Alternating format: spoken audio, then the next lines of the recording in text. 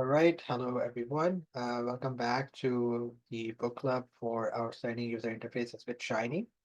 Today we are going to discuss Chapter 10, JavaScript for Shiny. And the first question raised here in the chapter is, why do we need JavaScript? And the main answer here is for interactivity because HTML and CSS help you design nice looking apps and websites. But with JavaScript, we can do a lot of interactive things that Shiny uses behind the scenes, as well as something that we can add to our Shiny app. The Shiny, if you look at the core of the Shiny, it uses multiple files, which include Bootstrap, jQuery, which is a library of JavaScript, data tables, font awesome. So a lot of these are required, as we have seen before, but they are included in the www/shared part of the Shiny project. So if you look at that, you can see my tab, right? The other tab, right? Okay, thanks. So here, if we look at the relevant files, we have src.js folder, which is also slightly discussed in the chapter, and then within the um, inst folder, we have the www/shared. And here we have lots of folders for Font Awesome, for Bootstrap, for jQuery, Shiny as CSS, and so on. So all of these files are bundled with Shiny project. And if you look at the src.js folder, we'll see that we have uh, a lot of separate components that make up the complete shiny.js file. And shiny.js file has all the functionality that enable JavaScript usage with Shiny. And we'll see some of it today, and most of it will be discussed in the later chapters.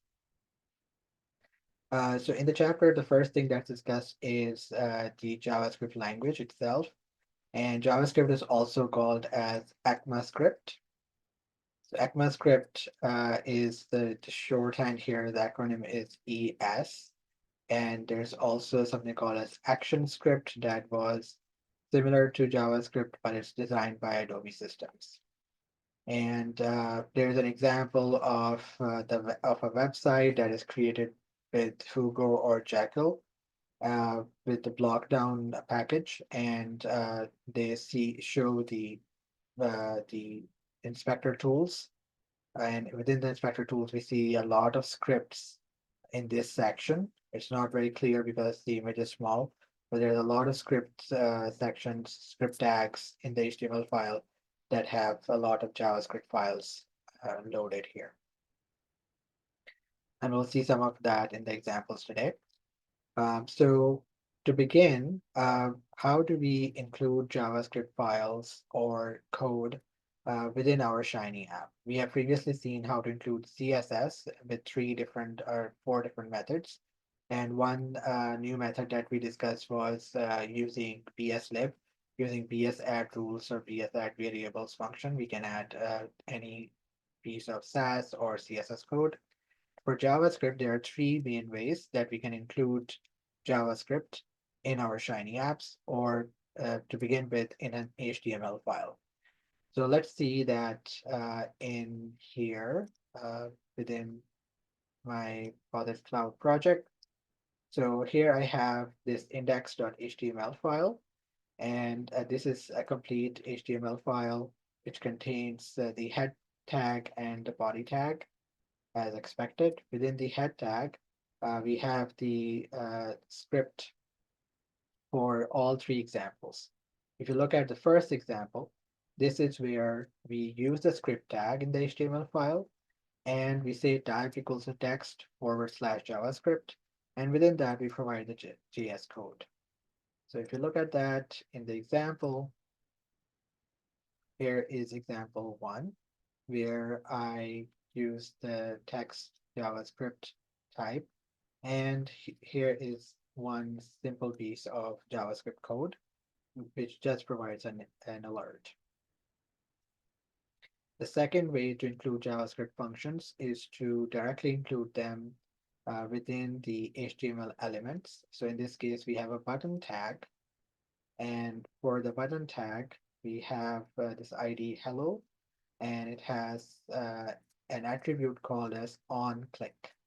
So whenever the button is clicked, this JavaScript function will be run. Now, this JavaScript function can be included either by including the script here, or it could be an external file, or it could be directly included here within onClick. So let's see an example of that. So here within example 2, I have first created another script tag, and I have included the function called alert message, which will do an alert, and that would say example 2. And this function will be run on this button using the onClick attribute. So we have alert message here. And then the third option is to have an external JavaScript file, which could be in its own folder or just in the root of the directory. And we provide src to provide the path to that file. Again, within the script tag. In this example, I do that right here, example 3. Here we have the external.js file. And in this example, I created this function that is called change text. It is going to target paragraph. So it will first look for a paragraph, which we get using document.getElement by ID. We'll see example of that later. And here we provide the ID for the object change me. So if we go back to the HTML file, here we have a paragraph tag, which has an ID of change me. So using the change me here, we get the element, we name it as a paragraph, and then we take paragraph dot text content, and we give it new content. So text content is a function, specifically a method of this object that we obtained from document.getElement by ID. We'll see examples of methods later in the chapter as well. So using that, we say for this button, change text. When we click this button, change text, and change text, as we have seen, will target the change me ID, which is the ID of this paragraph tag. So let's see how this looks like. So first we see this alert, which is from example number 1. Can you see it? I don't see that. You don't see it? No, I don't see that pop up. Let's see here. Yeah, You see it now I now? can see it. Yeah. Okay, great. So this is the first example. If I switch back and show you in the code, the first example used just an alert within the script tag. So that's why right as the page loaded, we get this. Now in the example 2, I have this button right here. This button will use the alert message function, which also produces an alert. So if I click on that, we get this alert. And then for the third one, the example says this text will change when you click the button below. And this button will use change text function that we saw before, which is in an external JavaScript file.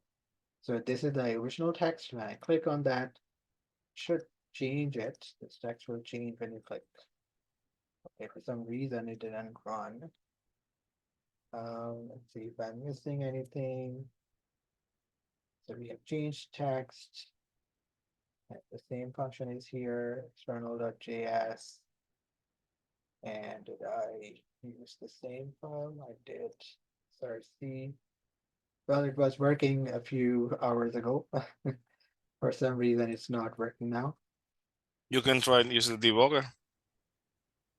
Oh yeah. Let's see if there's any console error here. Oh, there is an error. Change text is not defined.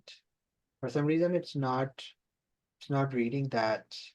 That function. Yeah. So it's not, although it's here, but it's not really reading. Is external in your root folder or is in Yeah, it's in the same. So it's external.js here, and this is index.html. So both of the files are in the same it's in directory. level? Yeah, it may be just Posit Cloud because it was working before. But so just to wrap up this section, the expectation is that once we click on it, it should work. Let me try quickly. If I click on it, no, it's still getting the same error. All right, I don't know what's happening, but it should work because we have this file in the root directory and we have linked it here. And we have used the same function name also, the same ID. So it's change me. Change me. Yeah, there's no, maybe I don't know what happened. Anyways, let's go to the next section. So to use JavaScript code and to run it, if we have an HTML file and we have the code over there, like in the script tag, then we can directly see that as we have seen in the browser. The other option is to use Node. Node.js is an interpreter for JavaScript, which means just like R or Python, you can run your code in an IDE, but you need to install Node for your system first, and then once it's installed, you can check the installation version, and then you can run JavaScript code there. And to choose a good IDE, the suggestion here is to use VS Code. With VS Code, you would need Node.js. And in the book, mostly they will be using um, RStudio or VS Code in the screenshots. But later they say that in other chapters they are going to mostly use the browser. So I'll also use the browser. So our first script is console.log, which is like print in R. So if we run that here within our studio, although we are in Posit Cloud right now, which is on a browser, so we can do inspect. We can actually do inspect in the installed version of our studio as well, because that is also a browser. So here, if I just run that command,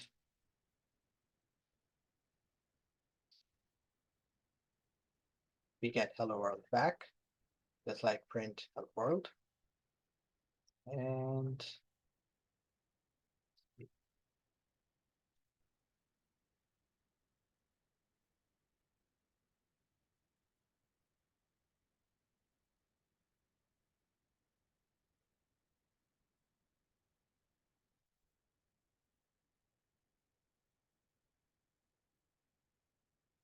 not increasing the size here, but let's see.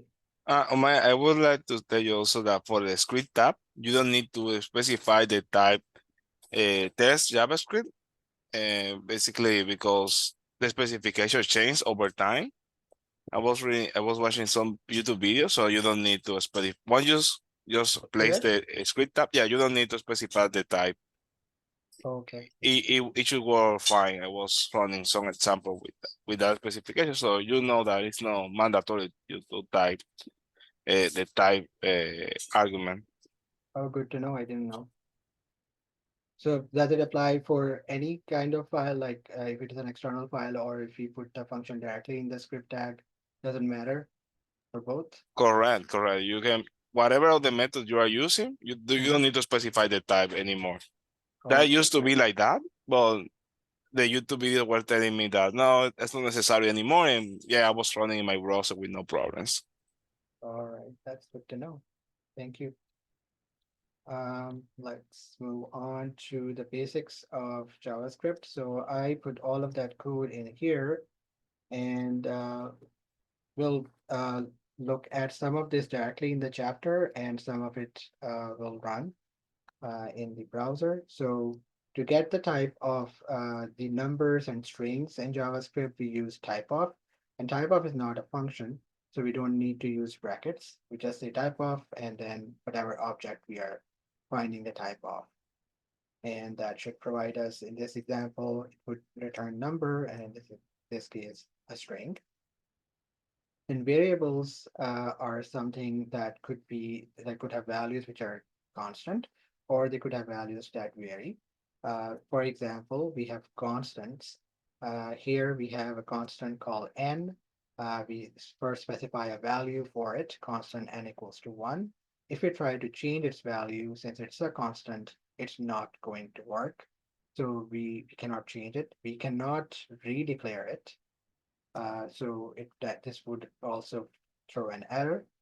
And we can also create constant first and then uh, create then provide a value.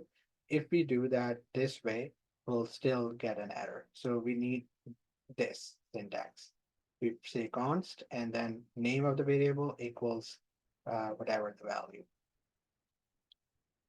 Let is used as a keyword to create variables where we can change the values of the variables. So here we have let my variable equals welcome, and then my variable equals 1.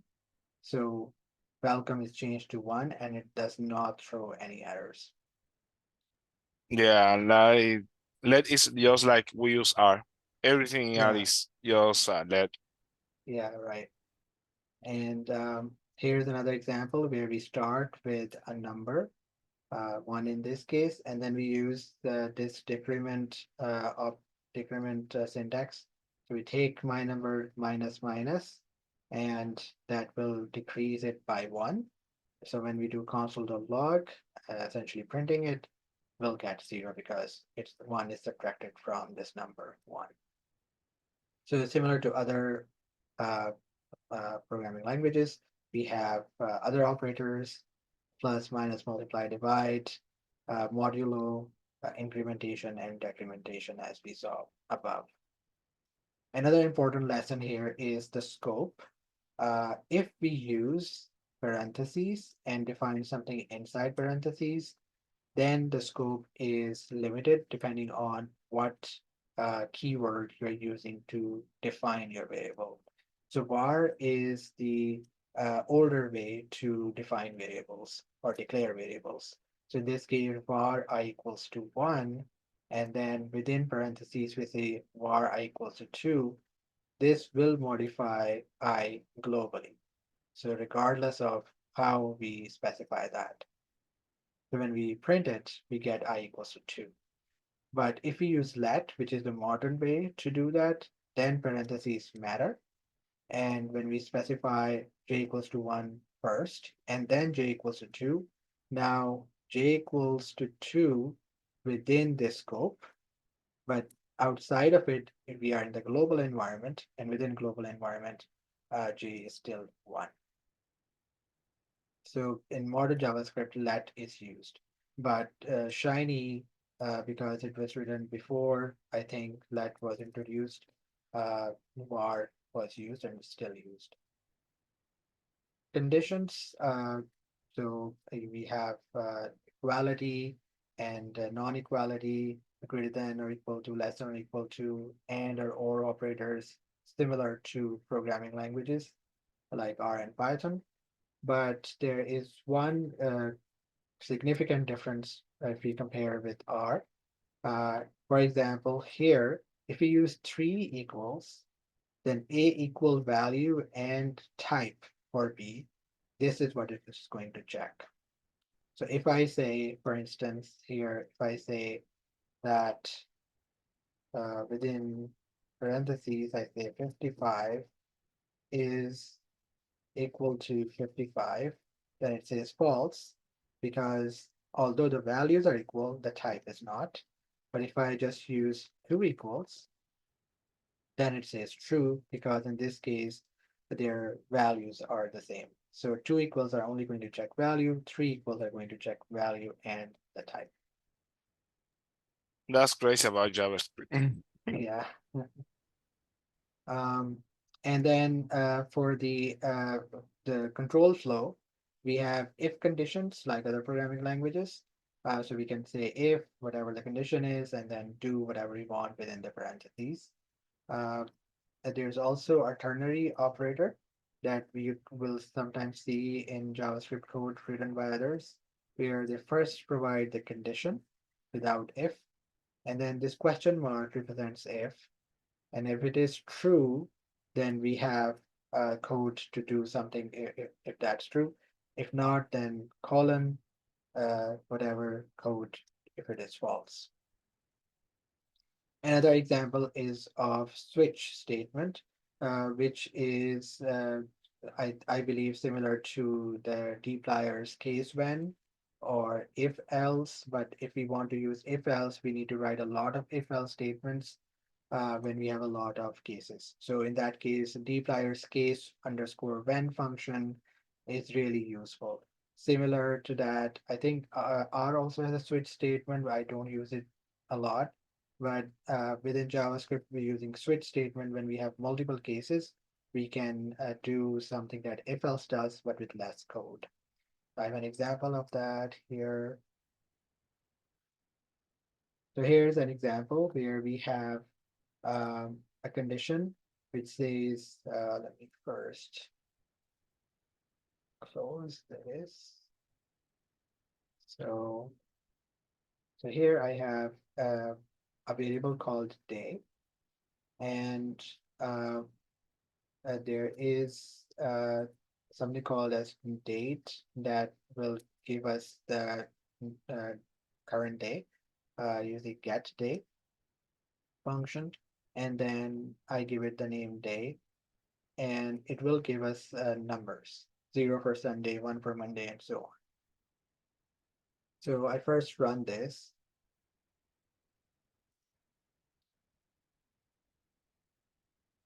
Probably should open that in a new tab here. Okay.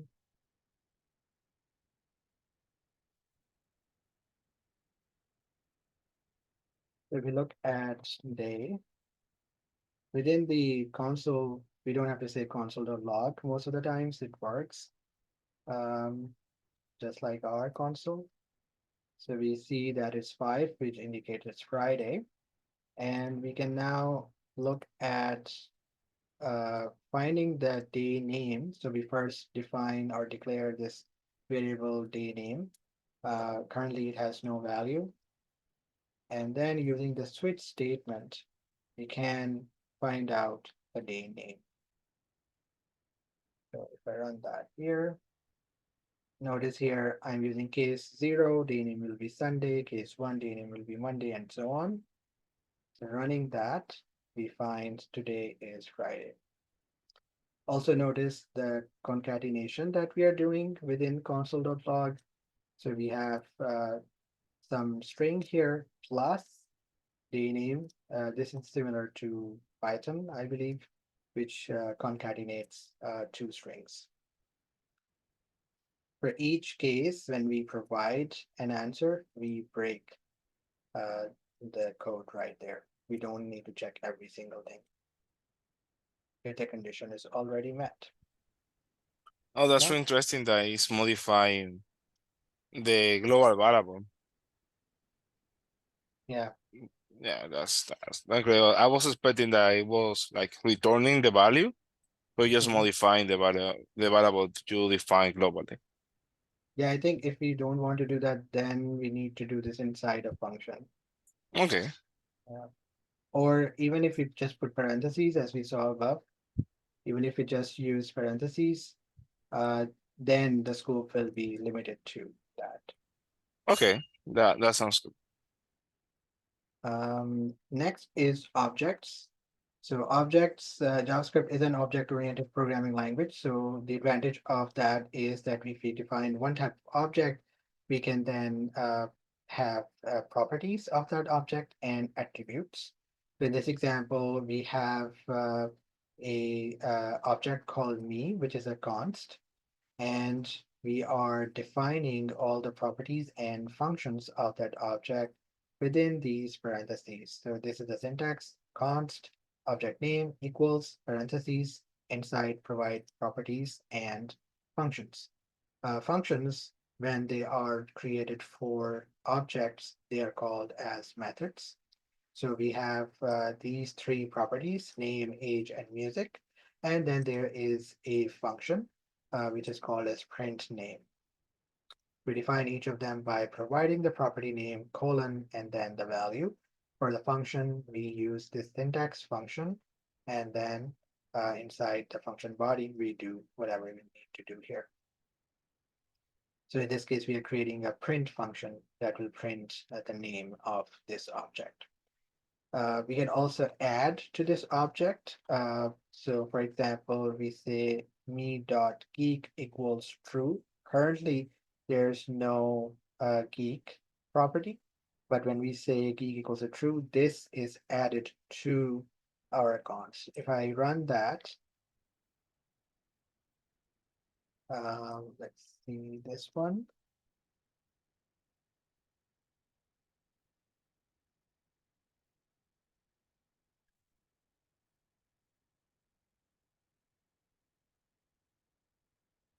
Then I say me.geek equals true.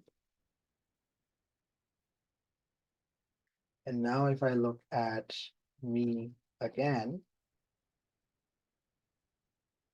we see that geek is added to the me object, which to me is somewhat unintuitive. Can you override the grid argument? As I don't know, would be my question. Like, you try to override to false, it should show an error. I think.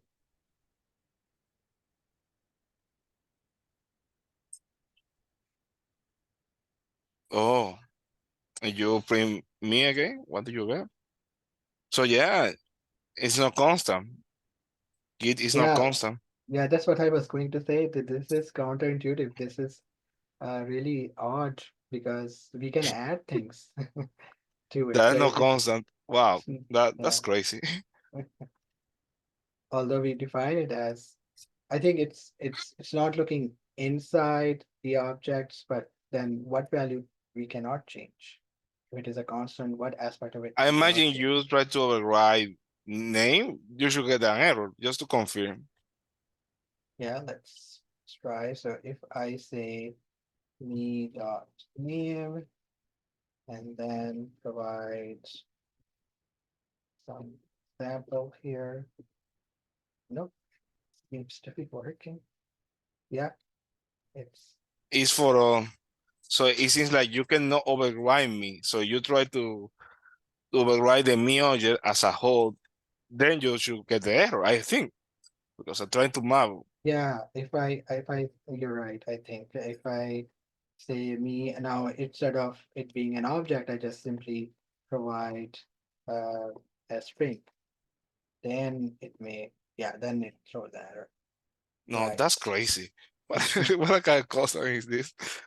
So we can So change its properties and functions, but we cannot change the object itself it's or as the a whole, overall yeah. as a whole. Yeah, Oh my right. gosh. So just to be wary of. Um, okay, so here in the example, the if you are using Node, then to have a pretty printing of the object, you can use JSON.stringify. But within the console, I think this is quite easy to look at. Next is here they're using a for loop, but we'll see an example of later as well. But in this case, they are providing an object called key. So even inside a for loop, you need to declare the type of this object, the looping variable. So for let key in me, we are looking at each type. If I run that,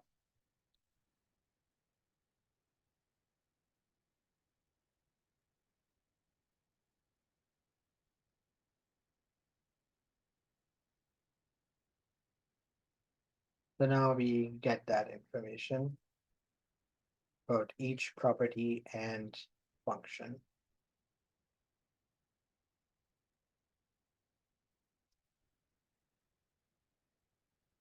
Yeah, so there's this example that we cannot change it as a whole, but as we saw, we can change the individual properties and functions. Next are the array objects, which are very similar to lists in R and Python. So we can create a list or an array, and not call list here. We can create an array using square brackets, and we can put any type of object here. We have a number and we have a string. We can also, since this is const, we cannot add more to it. Uh, so if you try doing that, then we get an error. Arrays could be also nested arrays because we can add array inside an array, just like this. So we have this array inside the nested array. And we can also have the uh, console.log nested square bracket 0 will get us the index. So using the index, we can get the object. So in this case, we have the zeroth object, which is 1. So we get 1 back. And to get an object inside a nested array, we first specify the index to get the second element using index 1. And then within that, we get the second element, which is this thing. That's why we get 1 to 3 back. Uh, Now, arrays have many methods. Length is probably the most used method. So for any array object, we can use length to find the number of objects inside it or inside part of it. Then there are other elements that we can, other functions, sorry, or methods that we can use. I have some examples. The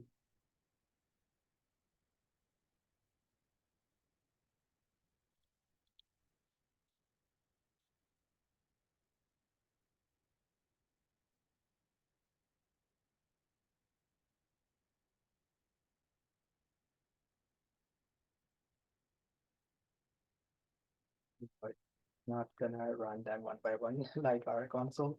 Uh, but this will get us, so you've seen the nested object, and let me refresh it, and then look at the console again.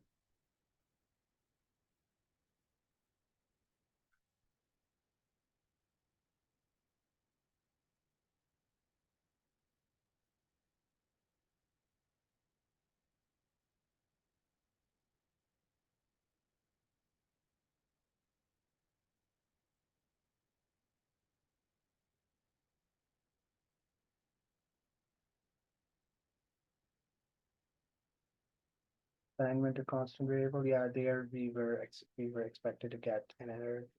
Let me check if it still ran.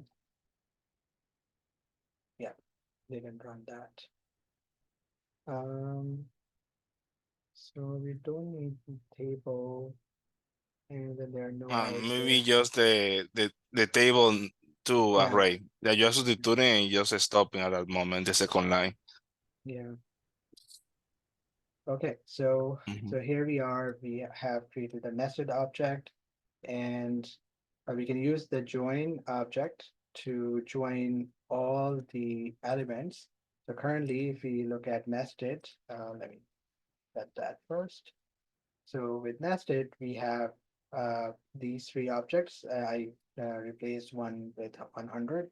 So we have 100, then we have an array with A and with another array, which contains 1, 2, and 3. And then we have the object uh, plot. So this is what we have. And now if I do console.log, that will clearly show us nested. Right. And now if I do console nested.join, it will basically flatten this and get us all the objects as a single string. Then we have concatenation. With concatenation, we can combine multiple arrays.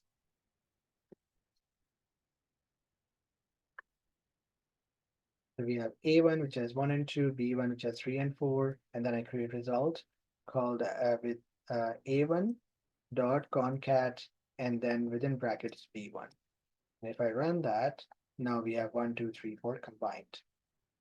This is different from what It the, seems like the C function in R. yeah, so concat here shows within brackets array1 comma array2, but this syntax is not correct. Okay, perfect. So we need Thanks. to provide Mhm. that we take first array dot concat because it's a method, not function. Oh, Um, thanks, really. yeah. Next, the the pop and the push uh, methods. So the pop method will get us will remove the last element. So A1 we have seen 1 and 2. If I run A1 dot pop, now we are left with 1. 2 is out. And if we want to add an element at the end, again, instead of removing it, I'm going to push, what's happening here?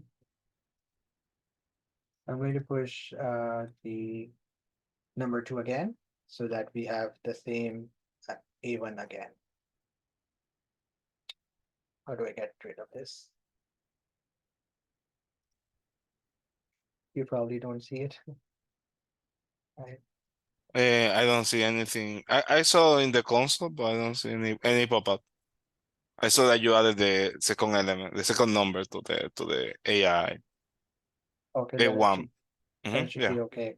Mm-hmm. It's just happening for it's the Zoom pop-up. I don't know why. Okay. I think accidentally clicked something.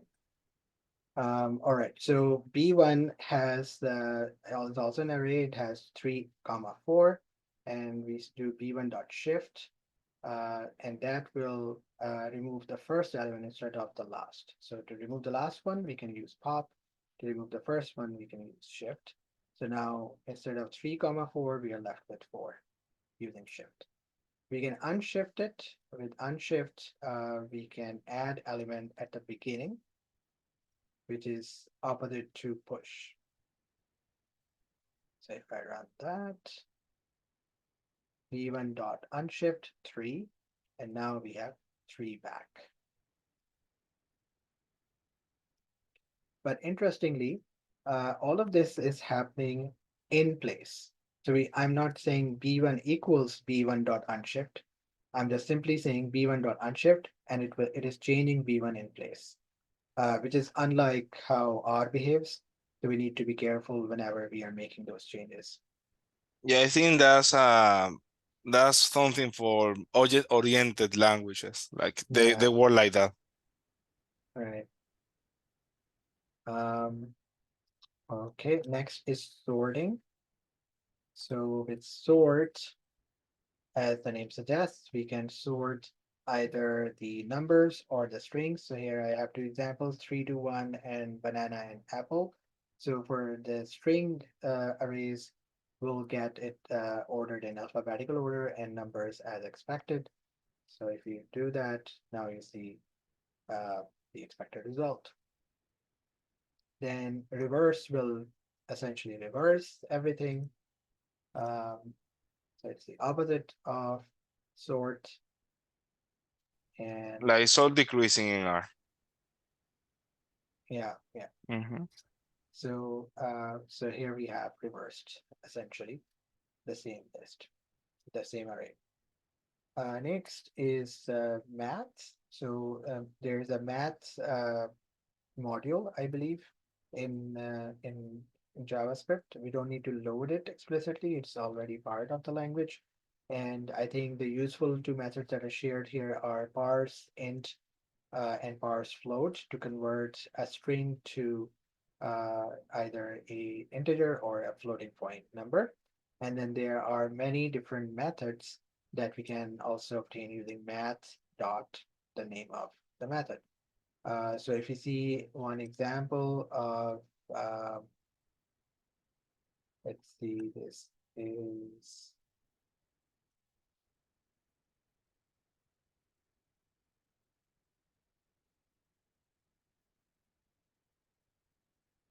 so I have an object called a variable called e1, and then I check as we discussed before. Here it will say true because the values are the same. But if I say e1 and then equal 55, then it says false. And if we do parse int, then it changes because now it will be changed into an integer. So now we have e1 as 55. Now if I say e1 equal 55, then it says false because we have the value and the object different.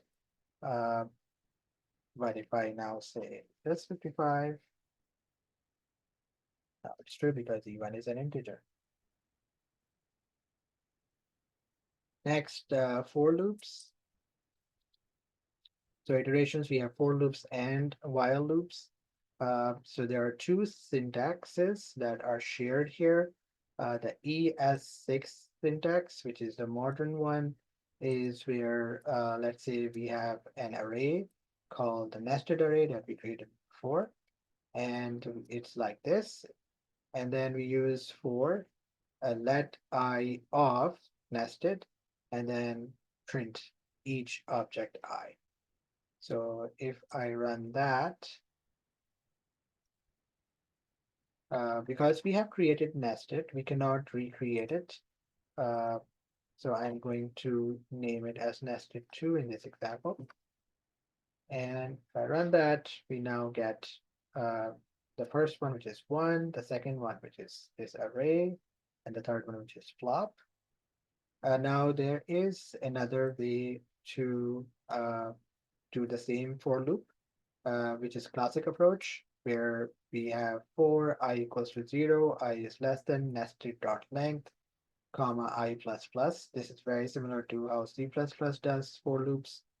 And then within nested square brackets I is going to use the index from nested to print it.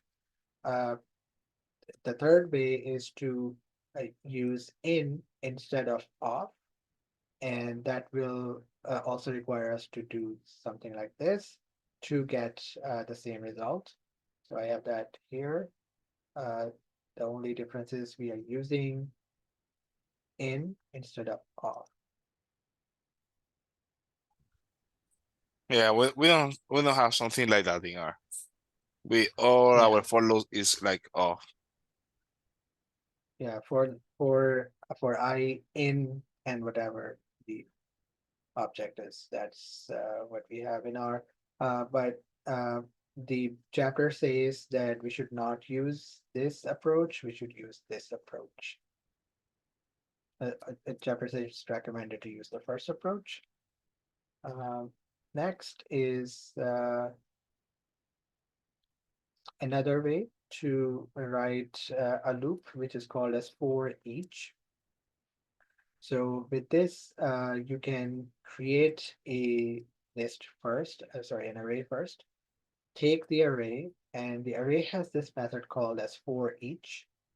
And the syntax is that we say for each, and then we provide the name of the looping variable. This is like I, for each I, and then equal, then greater than sign. Within parentheses, we provide the instruction to do what we want. So if you run this, it will print A, B, C, D as we expect. So here it is.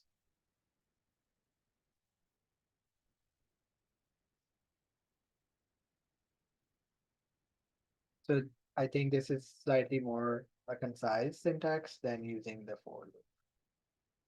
But I think it only works on arrays. Yes, I think yes, it's for arrays. Other way to iterate is while loops, which has the syntax. So while our looping variable is less than or equal to our threshold, within the parentheses, we provide the instruction that we wanted to do, and we also increase or increment the looping variable's value. Next is functions. So functions, just like R, take in arguments and then do some calculation in the body of the function and then produce an output. So the first thing here is we see an object is a variable is created, which is a const, and then within the function body, the syntax is to first provide the type of the function. So although there's no other example, but I think functions could also have different types depending on what they return. So functions in this example is a const, and we have two arguments, param1 and param2. And then with this syntax, we then provide within parentheses the body of the function. So here the first thing that we do is print a, although a is not part of the function fun, it is a global variable. So it can access a global variable. Next is uh, creating a new variable p, which is 3, and then checking using the max method from math which of the two parameters is the bigger one. And here it is used. So we provide fun, 1 and 2. So obviously 2 is expected to be bigger, and we get that back when we print it. But if we try to print a variable that is created inside the scope of the fun function, it will throw an error. So which is expected as we know from R. Another way to write functions, so this is one way. Another way is to write functions using this uh, terminology, which is function, and then name of the function with arguments, and then the body of the function. But this is the older way to write this. But in Shiny JS file, you will see this is how functions are defined. We can also create modules where we can write function, and then if we want to use it multiple times in different scripts, then creating a module is useful. So say we have this function, the same function as before, just with a different name. And at the end of our file, we say module dot exports, and then we provide the name of that function. And then if this file is called as utils.js, and we want to use the find max function in a different JavaScript file, in that different file, we are going to say const, and then the name of the function that we want to use equals require, and then the path to utils.js that contains the function. And now we are ready to use the function. So this is the older syntax to do this. Now the modern JavaScript has introduced the other way, which in my opinion is more concise as well as easier to remember, is that within the utils.js, we define our function, and instead of doing this, we say export, and then within parentheses, we provide all the function names that we want to export. So just a single line, unlike these 3 lines, which this could be a single line as well, but this is slightly more clunky. And when we want to use the function in a different file, then we simply say import with the same syntax from the name of the module. So this is, I think, very close to how Python deals with importing the modules. Yeah, it seems like Python. Next is the JavaScript code compatibility. So how do we, if we have written the modern JavaScript code, but there's also older JavaScript code, the modern JavaScript code is not going to run everywhere. Not all web browsers are going to support it.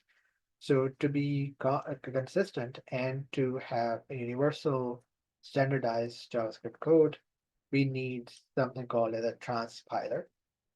And one example is the Babel project.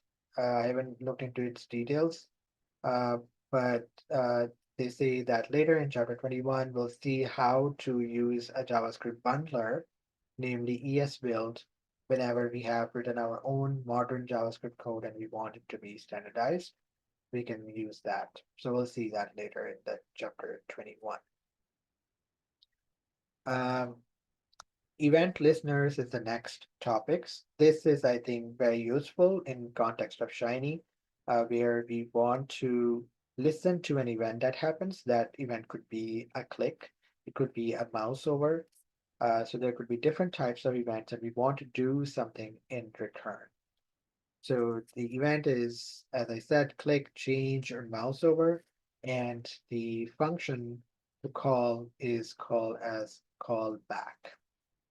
So if you look at its example, let me see if I have an example of that. Here is one called as event listener. So if I try to run that right here, and if I click go, we see that an alert is produced. This is the outside of Shiny, obviously, but let's see what the code looks like. So I have this HTML file where I have within the body tag, I have a button which has an ID called my button. And I also have the script tag. And within the script, I have first that create a variable called button, which is obtained by using get element by ID my button. So this thing. And then here is the event listener. So we take the button and then use the method add event listener. And then the type of event that we are listening to is click. And then the callback function that we apply is right here, which is going to alert. We saw that in action before. So So this is you how inspect the HTML code of your page. You should see that the click and equals to alert. I think so. Can you share the body of your HTML document and with the inspect with the um, let me see if I still have that here. Yeah.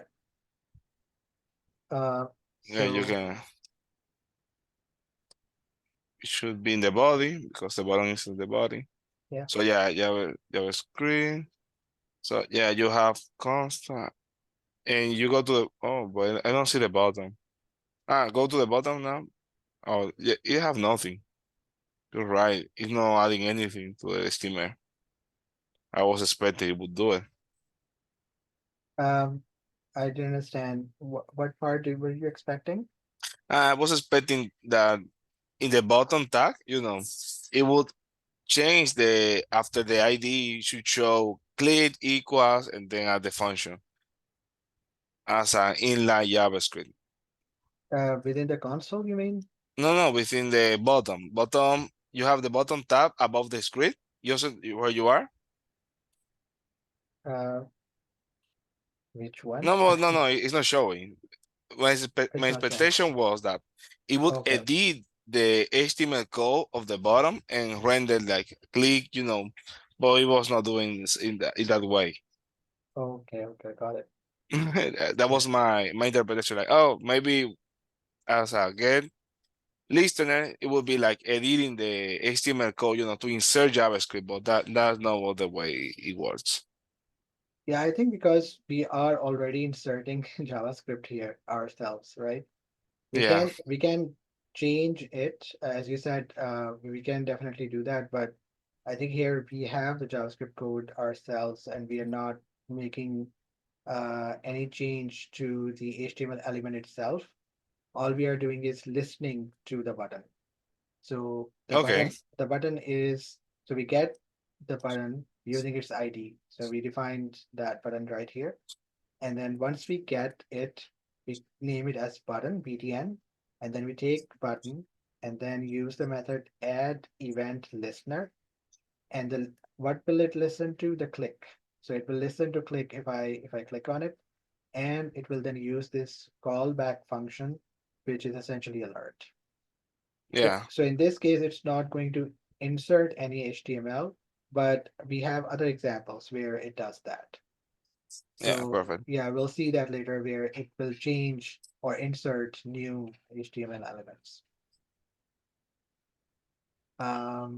Right. So, okay, so just 4 minutes to go. Um, let's see. We want to discuss jQuery now or postpone it to the next week? Let's leave it for next week. All right, then let's wrap up here. I'm gonna stop.